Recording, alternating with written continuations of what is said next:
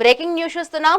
తెలంగాణ రాజకీయ సమరం ఢిల్లీకి మారగా CM Revanth Reddy, BRS working president KTR వేర్వేరు పర్యటనల్లో బిజీగా ఉన్నారు.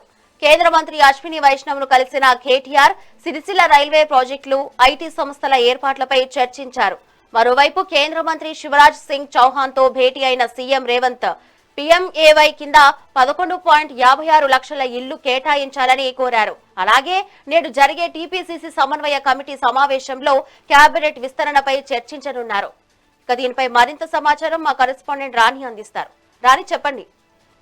యశ్రావుని, తెలంగాణ రాజకీయం అనేది మరొకసారి ఢిల్లీ వేదికగా మారుమోగుతుందనే చెప్పుకోవాలి. ఎందుకంటే ప్రధాన ప్రత్యర్థులు ఎవరైతే ఉన్నారో, ఇటు కాంగ్రెస్ పార్టీ తరపు నుంచి రేవంత్ రెడ్డి కావచ్చు, అలాగే బీఆర్ఎస్ వర్కింగ్ ప్రెసిడెంట్ కేటీఆర్ కావచ్చు, ఇరువురు కూడా ఒకే సమయంలో ఢిల్లీలో పర్యటిస్తుండడం ఇప్పుడు తీవ్ర ఆసక్తిని రేకెత్తిస్తుందనే చెప్పుకోవాలి. అయితే ఇరువురి పర్యటనల ఎజెండాలు అలాగే లక్ష్యాలు భిన్నమైనవే అయినప్పటికీ కూడా రాబోయే రోజుల్లో రాష్ట్ర రాజకీయాలను ఈ ఏవైతే పర్యటన ఉందో మలుపు తిప్పే వ్యూహాత్మక అడుగులుగా కూడా కొంతమంది విశ్లేషకులు భావిస్తున్నట్లుగా తెలుస్తుంది. కాగా ఆల్రెడీ బీఆర్ఎస్ వర్కింగ్ ప్రెసిడెంట్ ఢిల్లీలోనే పర్యటనలో ఉన్నారు.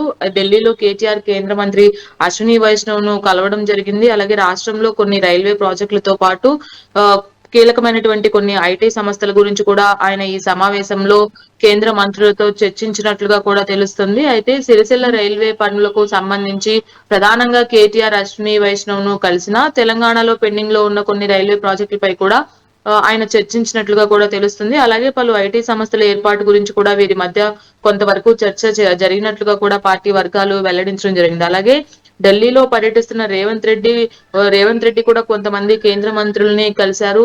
ఈ మధ్యన ఢిల్లీకి ఎక్కువగా రేవంత్ రెడ్డి వెళ్తున్నారు కేంద్రం నుంచి నిధుల్ని రాబట్టడానికి, అలాగే తెలంగాణ రాష్ట్రాన్ని ప్రగతి పదంలో నిలపడానికి. ఈ గ్రీన్ సిటీ ఏదైతే ఉందో ఈ వెంచర్ కి సంబంధించిన అంశాలు, అలాగే పలు కీలక ఏవైతే ఈ మెట్రో రైల్ కి సంబంధించిన వాటికి మిగతా అన్ని అంశాలకి కూడా ఆయన ఫోకస్ చేసినట్లుగా కూడా తెలుస్తుంది. ఈ నేపథ్యంలోనే కేంద్ర మంత్రి శివరాజ్ సింగ్ చౌహాన్ తో ఆయన సమావేశం అవడం జరిగింది. తెలంగాణకు సంబంధించిన పలు కీలక అంశాలపైన కూడా చర్చించారు. పీఎంఏవై కింద తెలంగాణకు దాదాపుగా 11.56 లక్షల ఇళ్లు కేటాయించాలని కూడా సీఎం రేవంత్ రెడ్డి కోరడం జరిగింది. ఈ గ్రామీణ ఇళ్ల నిర్మాణాన్ని నిర్లక్ష్యం చేశారన్న సీఎం రేవంత్ రెడ్డి బీబీజీ రామ్జీ పథకం కింద అదనపు పనులను కూడా కేటాయించాలని ఆయన కేంద్ర మంత్రుల్ని కోరినట్లుగా తెలుస్తుంది. అలాగే బీబీజీ రామ్జీ పథకంలో 10 కొత్త పనులను చేర్చాలని కూడా సీఎం రేవంత్ రెడ్డి ఒక ప్రతిపాదనను కూడా వారి ముందు ఉంచినట్లుగా తెలుస్తుంది. పేదల ఇళ్లకు కేటాయింపునకు సంబంధించి సుదీర్ఘంగా ఆయన ఈ చర్చలో చర్చించినట్లుగా కూడా తెలుస్తుంది. అలాగే ఢిల్లీ వేదికగా నేడు టీపీసీసీ సమన్వయ కమిటీ తొలి సమావేశం కూడా జరుగుతుండడం ప్రాధాన్యత సంతరించుకుంది.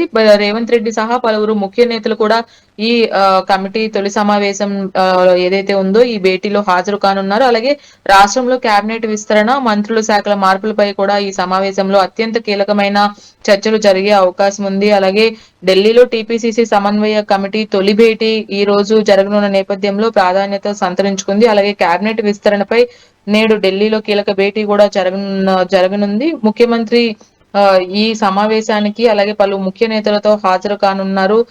అలాగే మంత్రుల శాఖల మార్పుపై కూడా నేతల మధ్య కొన్ని మంతనాలు కూడా జరుగుతున్నట్లుగా కూడా తెలుస్తుంది. ఈ శాఖల మార్పు అంశం కూడా ఇప్పుడు టీపీసీసీలో ప్రధాన డిస్కషన్ గా కూడా వినిపిస్తుంది. అలాగే నామినేటెడ్ పదవులు, కార్పొరేషన్ చైర్మన్లపై కూడా చర్చలు జరిగే ఛాన్స్ ఎక్కువగా కనిపిస్తుంది. Shravani, thank you Rani.